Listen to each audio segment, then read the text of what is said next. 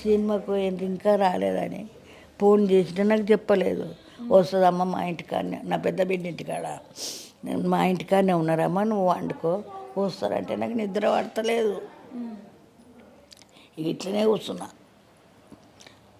Late అవుతుందని చెప్పింది నాకు, అత్తమ్మ లేట్ అవుతుంది నువ్వు తినని చెప్పింది.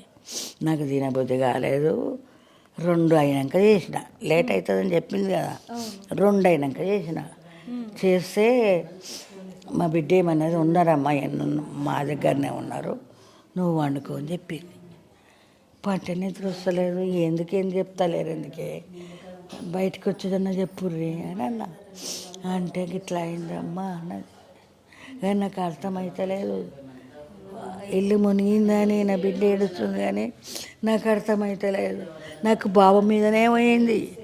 బాబు ఎట్లున్నాడో పోయేటప్పుడు కూడా చెప్పిన, పిల్లగాడు ఒక్కతాను ఉండడు, డ్యాన్స్ అని ఉరుకుతాడు, పిల్లల్ని పట్టుకో చాలామంది వస్తారని చెప్పిన. అంతట్లకే ఆయన వచ్చిందమ్మా. ఆయన రాకుంటే ఏం కాకుండా నా పిల్లగాడు కాకుండా నా కూడలు కాకుండా ఒక్క విధంగానే వచ్చిండ్రు. అంటే అమ్మ అప్పటికి మీ కోడలు చనిపోయిందన్న విషయం మీకు తెలుసా? పొద్దున 8 గంటలకు తెలుసు.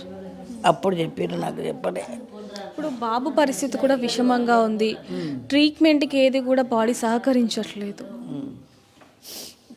ఏమవుతుందో అమ్మ నాకు తెలియదు కదా, నేను పోలే కదా.